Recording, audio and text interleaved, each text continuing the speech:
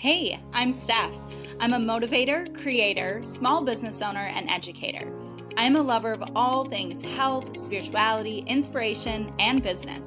These are just a few words to describe me, along with passion, grit, and resiliency.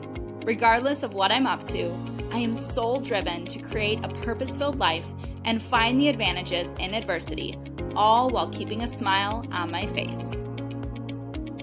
Soul Driven with Steph is a podcast that will fill up your cup and leave you feeling empowered, inspired, and on fire as you listen to interviews and stories of other soul-driven and strong women that have overcome against all odds. This podcast was a calling on Steph's soul to serve, connect, and share stories of struggles and successes, all to create a community so that you know you're never alone. Grab a cup of coffee, get ready to learn, laugh, and leave with wisdom and strategies to connect to your soul and get back in the driver's seat of your life today.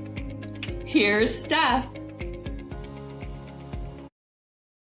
Hi, everyone. Welcome back to Business Over Cocktails. I am so excited with our guest today. This woman wears so many hats, and I can't wait to learn about all of the things that she does, and I'm excited for you to hear her story. So this is Stephanie Ross. She is a soul-preneur, a community leader of Small Business Sister Circle, educator, author, and speaker. You just released your book, like not too long ago. As of the time of this recording, you just released your book not too long ago. So I'm so excited for you. Welcome, Stephanie. Thank you, Lauren. Thanks for having me. I have just loved connecting with you, and I'm excited to get to know each other more in this conversation. Yes. So I really want to kick things off.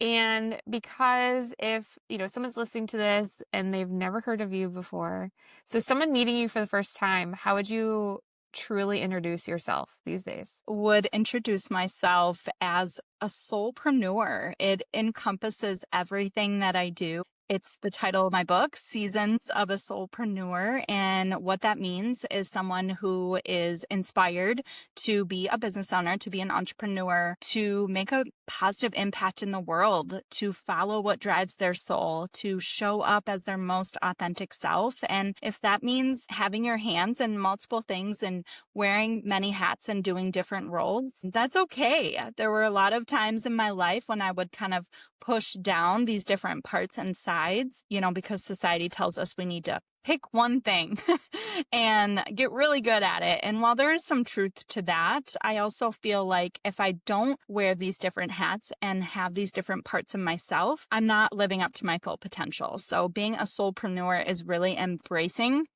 and embodying all of your passions in your business pursuits, whatever they may be.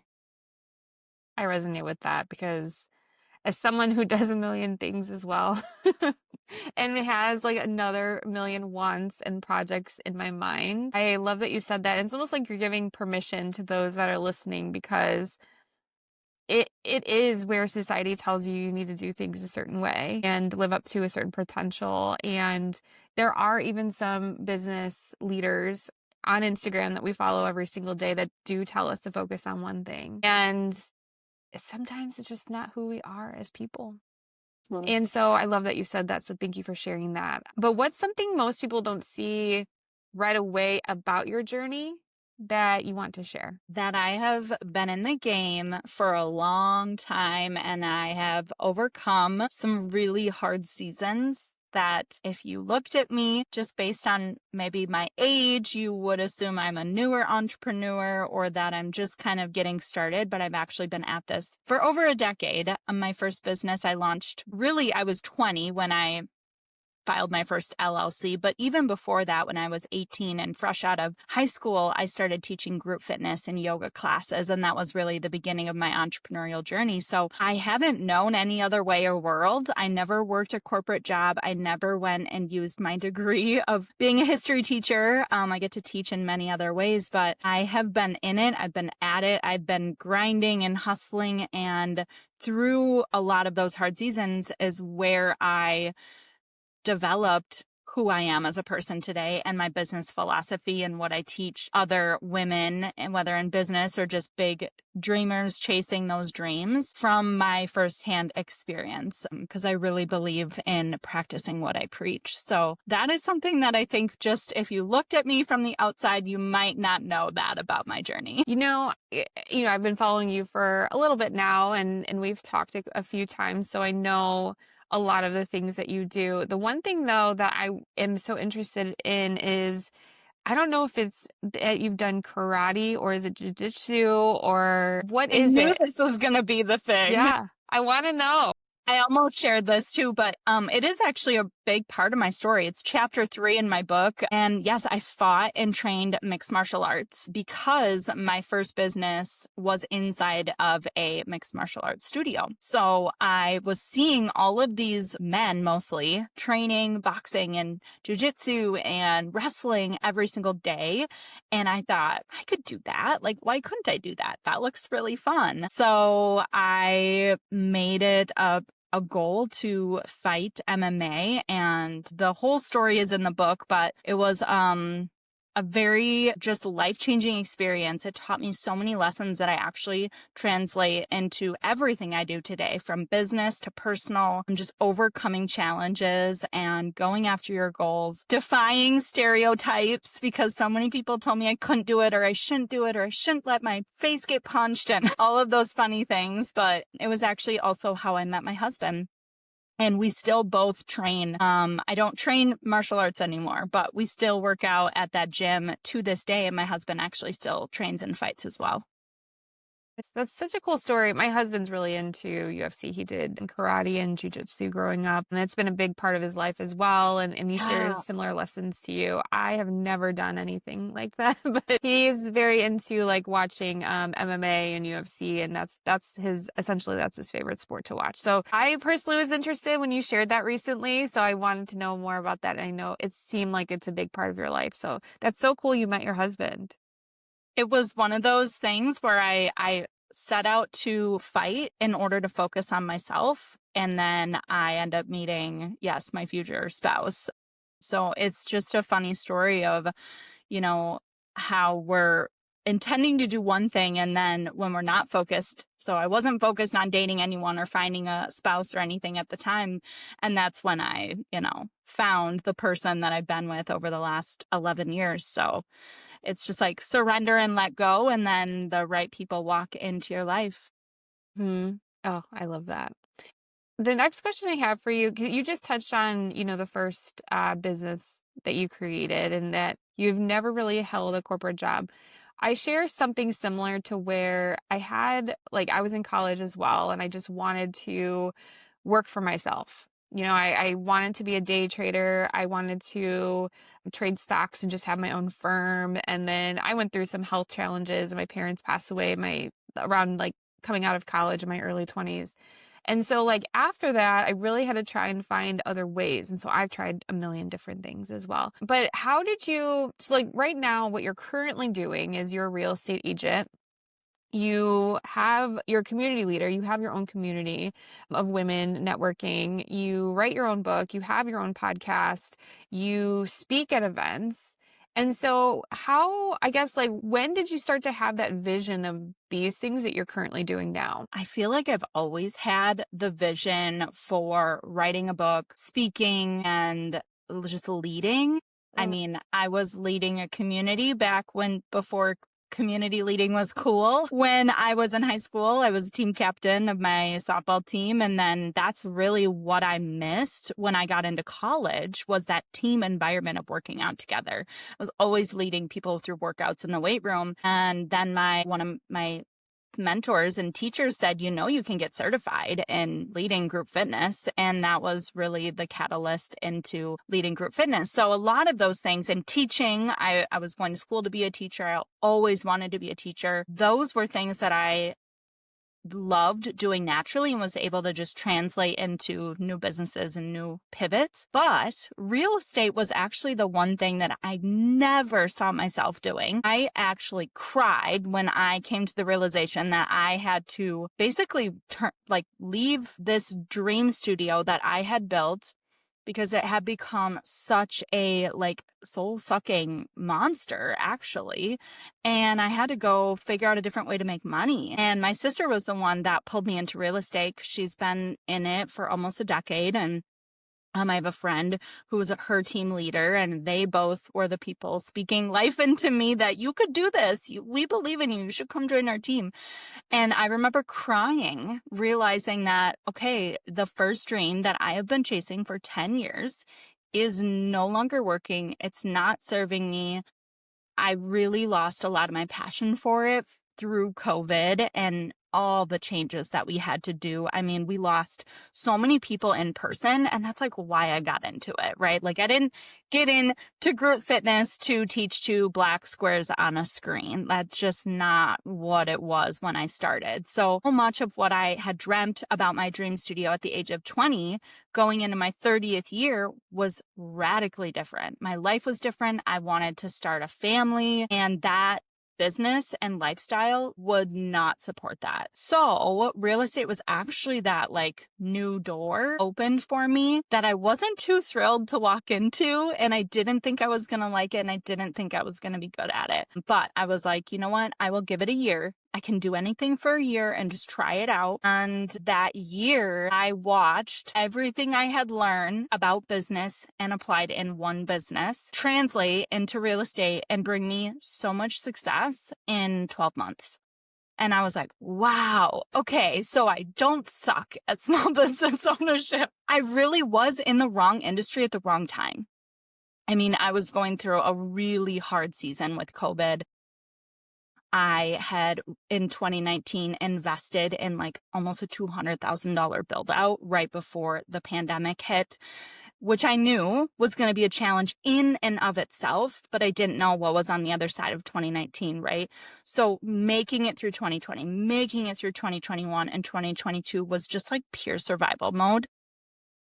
And so I needed to get out of that period of my life, that season, that storm. And so, yeah, I had visions for teaching and leading and speaking and writing this book, but real estate was something I never thought I would enjoy or saw myself doing. And so that's been really a fun new venture and way for me to test out all these skills and things that I've learned in business for 10 years and new skills that then I get to teach now to small business owners through Sister Circle. And I think that's really important to have another business that I can show them and test things out and then say, this is what's working. Try this, translate this, see how this works for you. Love that. And real estate, I have never been a real estate agent. I don't have any friends in real estate, but I think like it is a mixture of all of your passions, at least from where, like what I think about it. So like you are educating your clients. You know, there's a lot of education when it comes to searching for the right home and like helping them lead them through the whole process, because that in and of itself is a very difficult process if anyone has bought a home. And then also like leading, you have to self-lead yourself, right? You have your own book of business. So I think like when you go back to all of your like desires in life of teaching and your passions, like I think that somehow fits it, right? But it also is a new challenge, which I think that is also something that you enjoy, you know, being multi-passionate, being a soulpreneur. It's that like feeds us, right? Like just to take on a new project, an exciting project and an exciting challenge. Absolutely. And I needed that. I needed a new challenge because I felt like I was just like honestly hitting my head against a wall of the same challenges in that first business. And I was burnt out. I was just tapped out. I reached a point where I realized I can't actually work any harder.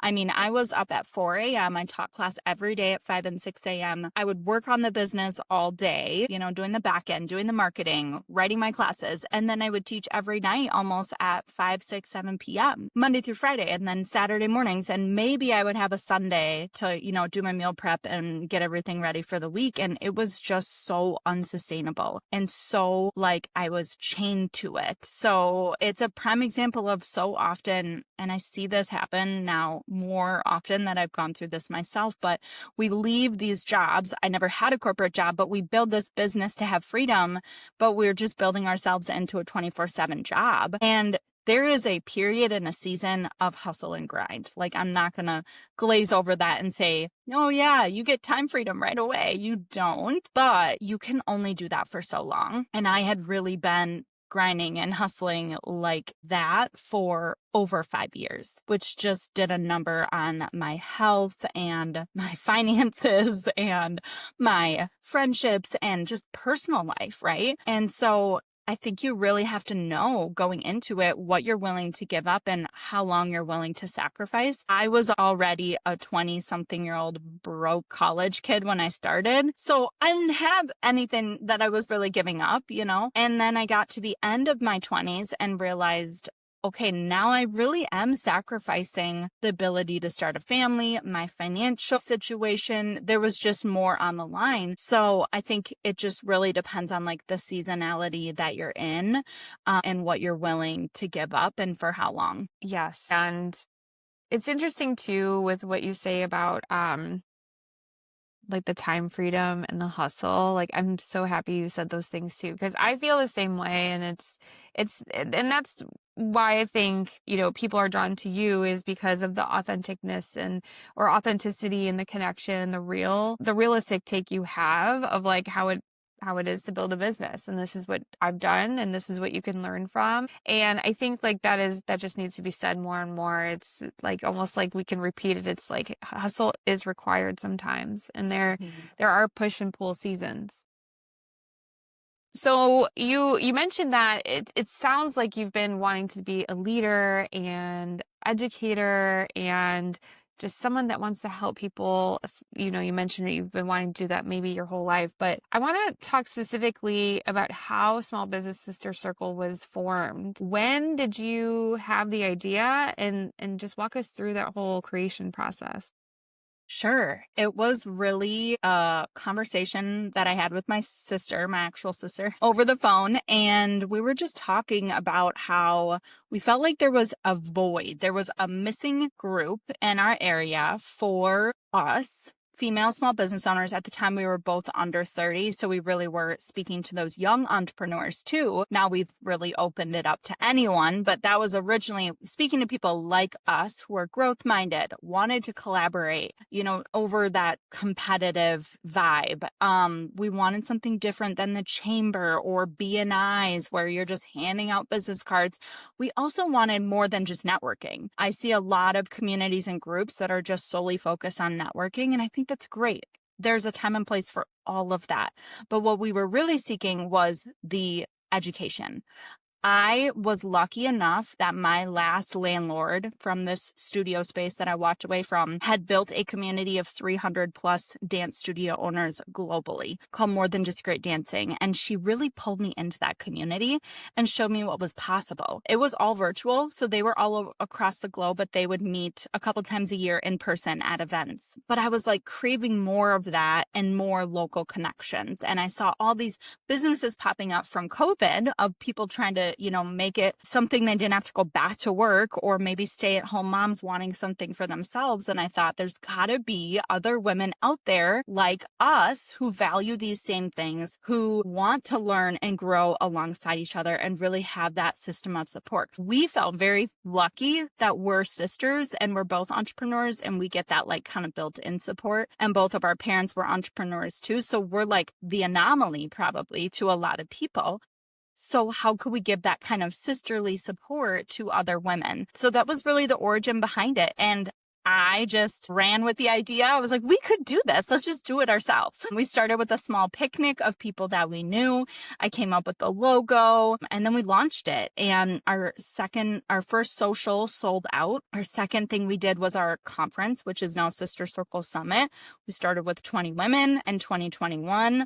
And this past April, we hosted our fifth one, and we had about 100 people in the room. And we also have a membership now. So actually, as I was scaling back my first studio membership, my gym business, I felt this call in my gut to launch Sister Circle into a monthly membership. It was crazy at the time. It made no sense. I was literally in my rock bottom moment, feeling like a failure of a business owner, that like, who am I to do this? But it was that calling on my soul, that this is what I'm supposed to do. And I've always learned to listen to my gut. So we launched it as a membership. We had like 18 founding members, and we just continued to grow and scale. And I think we're still around like 40 or 50 now, just 2.5 years later.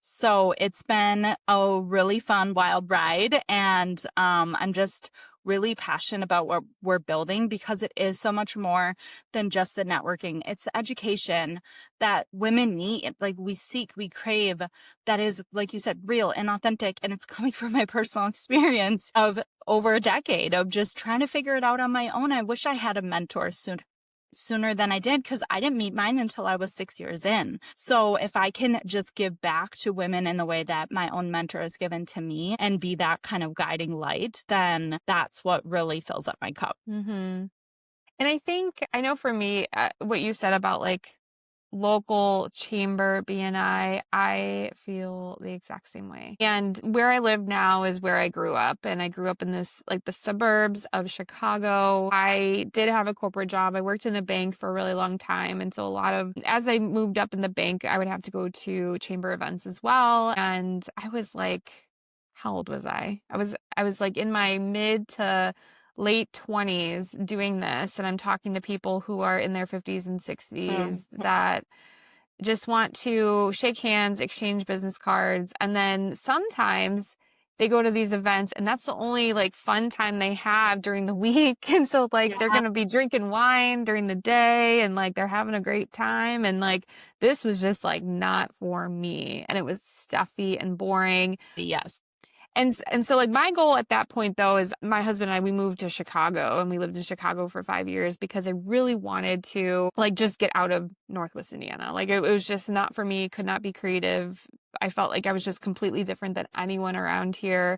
And so like I actually started my business when I was living in Chicago. And so then when we decided to start a family, to buy a house, to do all the things, it was like devastating to me, because I'm like, oh, I have to go back to this area. Like no one understands what I do. And so like, I love that like something that I wish I would have learned at that point in my life is like, why not create that for myself? And like, now I know that like over the last year, I've seen these groups pop up. A lot of the groups that I'm a part of, like only have been in existence now for less than a year. And I'm so grateful that these kinds of groups similar to what you've created are popping up now.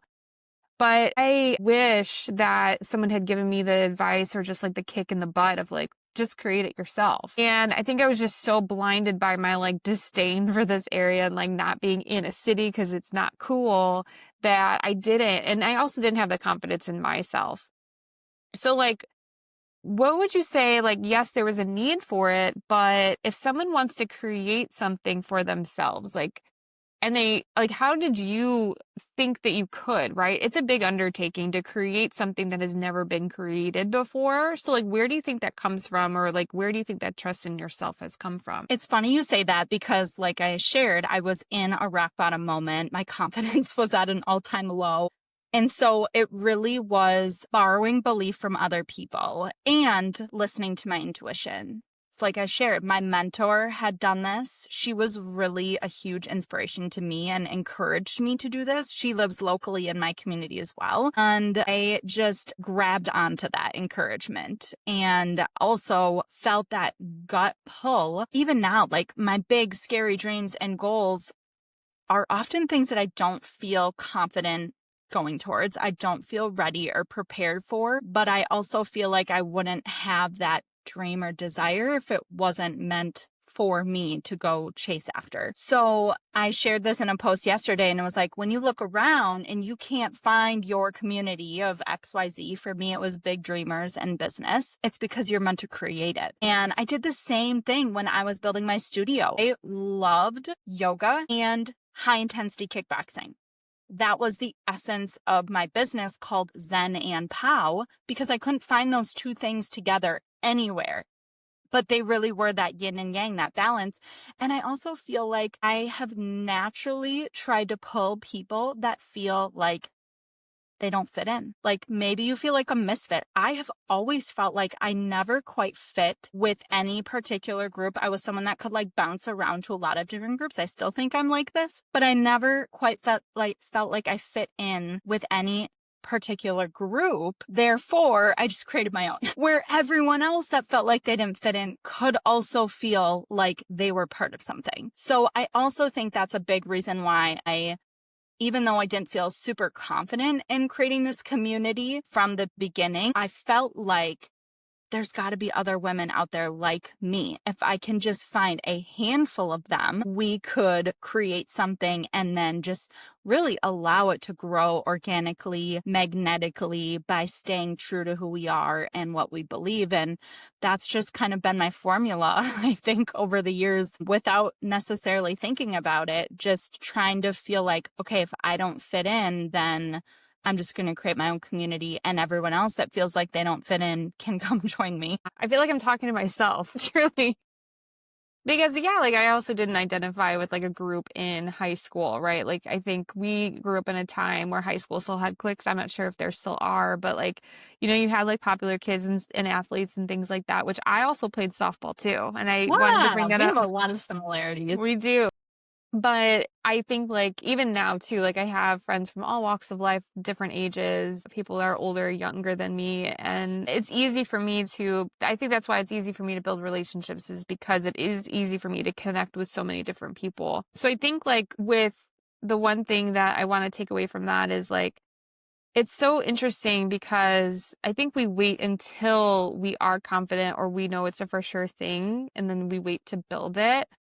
But there's something special about like what you mentioned, and it's almost like your back was also then up against the wall. But you also had that mentor, which a lot of us don't have. And I know that I did not have a mentor at that time telling me to like just build it, just do it, you know. So I think all of those things were super helpful. But I think like it's the drive we have, and I think that's unique to individual people. It's like you either have it or you don't. And I think that's part of your story too, is like you just knew you didn't fit in it. There was this self-awareness about you. Like maybe it's more of a self-awareness thing and not like a confidence thing. It's like, no, like I know I can do this, or if I can do this thing, I can do this thing. And like it's so cool to hear how you created this wonderful group and how fast it's grown out of like nothing, right? Like out of not it being a for sure thing, and like just out of like a need just for yourself too, which is, I think that's so beautiful.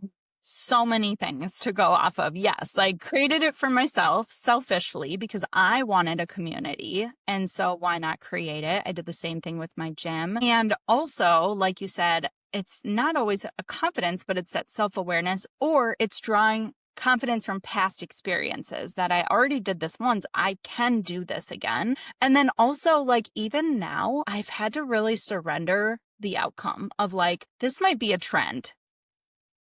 And maybe it's not long term. I hope it is, but you know, maybe I was onto something at the right time, because I do see all these other groups popping up, which is incredible. But I'm also like, if it doesn't work out the way that I think it will, that's okay.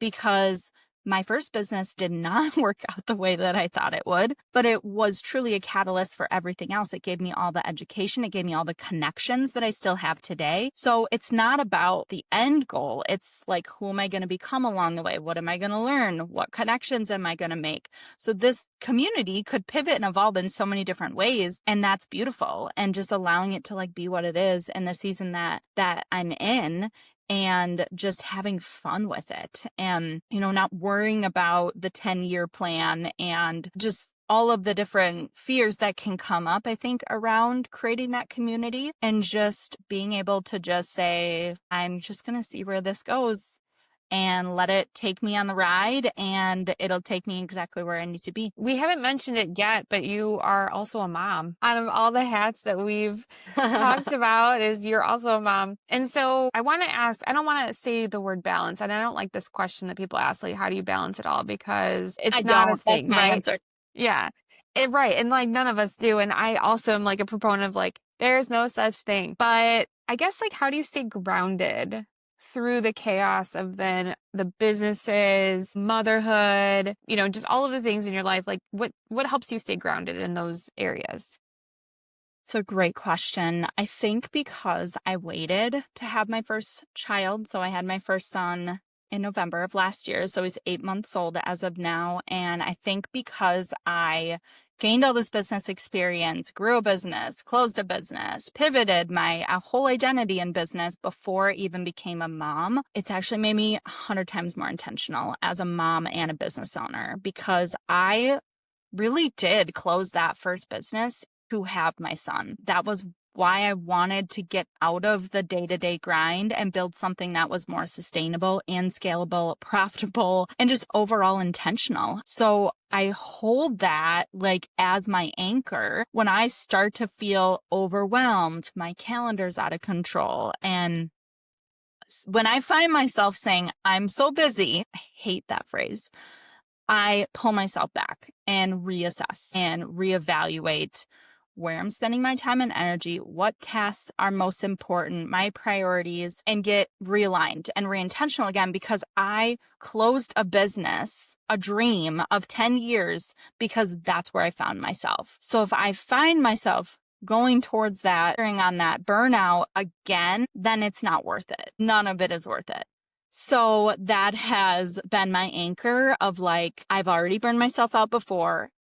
I don't need to do that again. I've learned all the lessons. It's about working smarter, not harder at this point. I use my brain instead of my body for my work so I don't get burned out. And, there's a lot of times in the past 8 months where I have felt a little guilty because I do want to work. Like, I want to run. I wrote a book. Like, I want to go do the thing and run my businesses. And honestly, I'm having like my best year ever. And I'm only working like 4 days a week, which is incredible. And like, what am I doing? My efficiency, all of the things. It's that intentional entrepreneurship, which I'm actually going to speak to in the Business Chaser, because I think that is really, truly the season that I'm in right now. But there are times where I'm like, gosh, I want to go work on this thing. But like, my son is right here. He needs my time and energy, and I want to give it to him. So I've been taking Fridays off mostly to go to Baby and Me yoga, and we go to the library, and we go to support group, and it's such a short window of time that I'm going to be able to do these things with him. So even though there are times where I'm like, I just want to work, or I feel guilty that I'm not working, right? Because the work never ends. Like, you could find a million things to do every single day. I don't know how people are bored. Like, I'm never bored. I'm never going to get this time back with him. And I waited so long. That's the thing. I waited till I was 32 years old to have a baby when most of my friends were already having kids. And I waited because I was trying to build my lifestyle and my businesses to give myself this freedom to just enjoy the time that I have. So those are my anchors. Those are what draw me back. And there's nothing that will draw you back to the present moment like a child. So whether they are screaming, crying, or laughing and smiling and melting your heart, they keep you in the present moment. So he has really become my anchor of like reminding myself on a daily why I do what I do, why I changed my life and my entire identity to support this time freedom that I now find myself having. Okay. Yeah. So many similarities again, like truly. So I also take Fridays off. I only work 4 days a week. I love it. And I do feel, and like you kind of said this, but you didn't directly say this, but I say this a lot too. Like, I feel like I work harder and more focused and more intentional than I ever have after having my daughter. Because my daughter, she just turned 2. So she's still, She's so and cute. I literally have those daily conversations with myself when I want to do all of the things. I want to work. I want to, it's easy to work. There's always stuff to be done, especially because of all of the projects that we have. Yep. But like, oh God, like I'm literally talking to myself right now. Like, it's so true. Cause like, especially too, like, I think we're going to explore preschool for her like next year. She's gonna be 3 next year. Wow. And I know, like, I actually felt it this birthday where I'm just like, man, like, I know these Fridays aren't going to be here much longer. Yeah. And so, like, it really does, like, feel almost freeing that, like, wow, like, I can do this. But even with limited time, even with, like, being a mom, it honestly to me, and I think, like, I kind of heard this from you when you were just talking, is like, being a mom is a superpower. It was ultimate. And I actually waited. When did I have my daughter? She was born when I turned right before I turned 36. 36. So I was 35.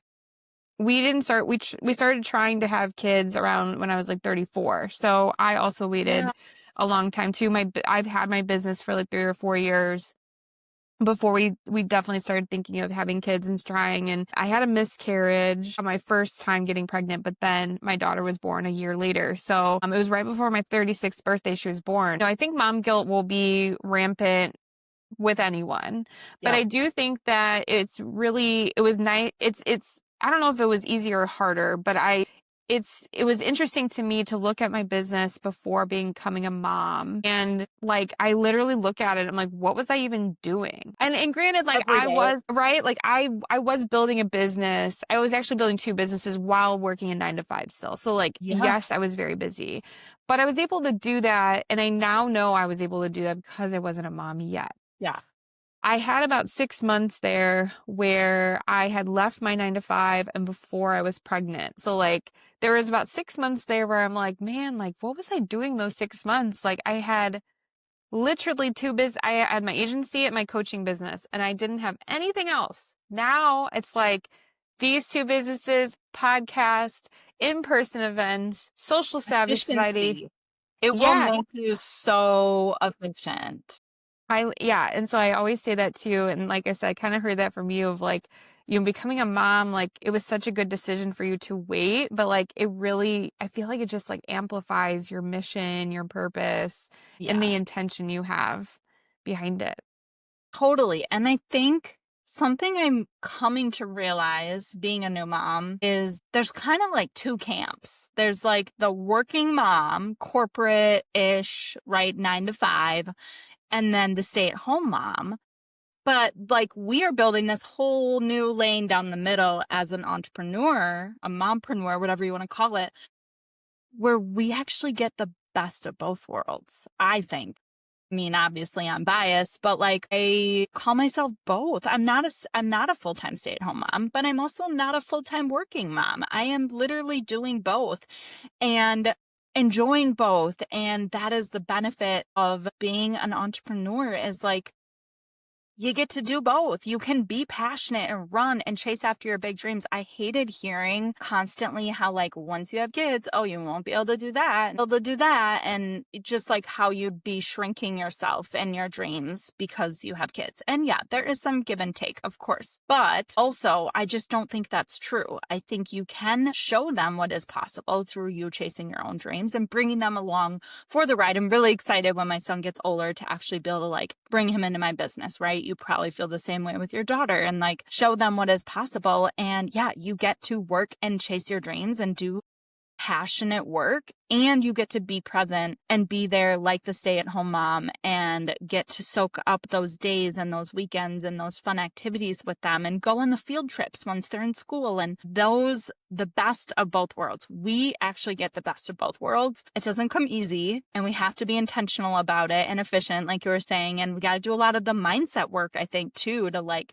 combat the, oh, I should be doing this or should be doing that. But I think it's just so incredible that we get the best of both those lanes. And that's what I think drives most women to become a business owner if they're not already as a mom. I think when I was pregnant the first time, it didn't last very long, but I struggled with identifying with anybody. And I think this goes back to also like creating something that hasn't been created before. Um, So like, you had there's obviously entrepreneurs out there, even a few years ago, that were moms building very successful businesses. But the people that I saw doing that were all already huge people, right? Like yeah, millions of followers, podcast downloads, like the hundreds of millions, right? So like these people already had very established businesses,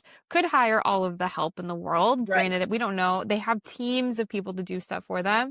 And then I had on the flip side, similar to you, all of my friends had kids, but none of them were running businesses. They all had 9 to 5s. And my sister too. My sister is a teacher and she's such a great mom, but like I can't identify with the schedule that she has. And so like I really panicked. And then this, by the time I got pregnant the second time, and then that eventually my daughter was born, I finally felt confidence in myself again to be like, no, I'm just going to create. I think that might have been the first moment actually, where I'm just like, why not create this myself? Why not be that person to balance? Like, I hate the word balance, but just like show that you can do both. Wow. And it's okay that you want to work and go after your dreams, but it's also okay to be a present mom. And you don't have to go one way extreme or another. And I think, again, we're always going to battle with the guilt, I think, because we would love to be 100% at everything we do. But for me, it was hard because at first I couldn't identify with that. And now I love that we're seeing more people. You just brought your son to an event, and that was really cool. I saw pictures of that. Yes. And so I think like we're seeing more and more of that, women bringing their babies to breastfeed at conferences and like bringing them on stage. And actually at the All-Star game, so like while we're recording this episode, the MLB All-Star game just aired this week. There was, I think it was a home run derby. One of the players was feeding his son with a bottle, like, and he was just like on the Wow. sidelines, right? In his So uniform. cool. Yeah. Yeah. So like I love, love, love this. And I think that like us building businesses and being moms is at like such an exciting time and like almost like a revolutionary time.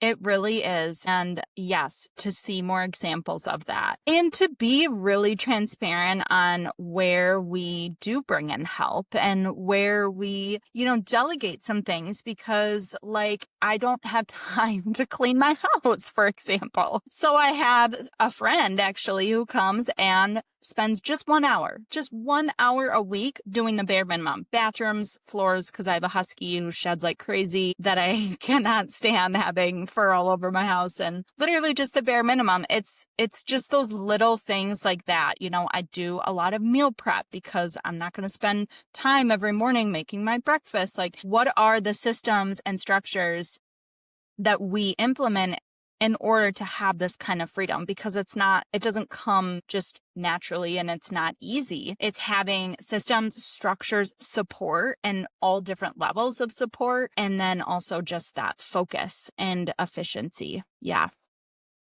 Okay, yeah, we can continue this conversation so much longer, but I I love to ask you some final thoughts and final questions. And we kind of touched on this earlier, but I think I want this to be the final thing that you say. But what advice would you give somebody who feels called for something bigger, who feels called to create something that has not been done before, but they are scared to start? You are a revolutionary. You have it on your heart because, yeah, you're the one that's supposed to carry it out. And you wouldn't have that feeling, that gut calling in your soul that I've felt so many times if it wasn't meant for you. It doesn't mean the road is going to be easy, and it doesn't mean there aren't going to be challenges, but those are your soul lessons that you are here to learn. So if you don't go after that calling, you're going to miss out on so many of the incredible reasons that you are truly on this earth for. I believe that we all come into this life with these soul lessons that we're meant to learn. And if we're not willing to take the risks and take the jumps and meet those challenges head on, then we're not leaving here as our, full potential self. I'm not even going to touch that. Yeah, that's so good. We touched briefly on all of the things that you have, but please tell us how we can connect with you and tell us about the book, tell us about your podcast and Small Business Sister Circle. Yes, the book is right here. It's called Seasons of a Soul-preneur, and it's all about the 4 seasons of small business ownership that I went through and experienced. So it's some of my stories. It's stories of other women's journeys in the different seasons. And from what I've heard, you don't even have to be a business owner to devour it and get a lot of life lessons too. It really is a lot of life lessons and just a fun read of entrepreneurship. So there's the book, and and the podcast is Soul Driven with Steph. Right now I'm doing chapter reads each week. So if you'd rather listen to the book, kind of like an Audible, you can go listen for free. And I have some guest episodes on there, and we'll have more of those coming. On Instagram, I'm Stephanie Lee, Lea Ross, and also Soul Driven with Steph is my podcast book page. And then Sister Circle is just smallbusiness.sistercircle on Instagram and sistercircle.co on the website. You can connect with me in any of those places. I'm very active online, and I love Instagram the most probably, so you can catch me there. But I hope you enjoy this conversation, and it was really fun to chat with you, Lauren. This was such a good conversation. I feel like we can keep chatting. But yes, all good things must come to an end, as they say. And all of the things you just referenced, we'll have in the show notes. We'll have all of the links. We'll have the link to your book also. And so if you want to hear more about Stephanie, there's so many different avenues, so many different things you can hear about. Your summit is, it's like in March or April. I forget. April. Yeah. So your next year, you'll have your summit again. And it's in Wisconsin. Yes. And so I know, and for me, a lot of my listeners will more than likely be in the Midwest. Yeah. And or Northwest Indiana. So it's not that far away. And if you're looking for a really cool summit, I would love to have you and some of your business friends come join us for that. It's just a really incredible experience in a small town, a beautiful small town in the Midwest. We want to keep it here because, most of us have to travel to large cities to go to anything cool these days. So we're bringing the cool to the small town, just like you are, Lauren. Yes. Oh, yeah. I feel that so much. But thank you so much. Thank you for telling us your story and being so open about so many of these things. I really appreciate it. I love getting to know you more. And she will be back later this week for an episode of The Business Chaser. So we'll hear from her then. Thanks, everyone. Thank you so much. Thank you so much for joining us for another episode of Soul Driven with Steph. If you enjoyed this episode, be sure to share it out with someone else who needs to hear this message. Don't forget to subscribe to the podcast so that you know when new episodes drop. And until next time, be sure to take care of your mind, your body, and your soul.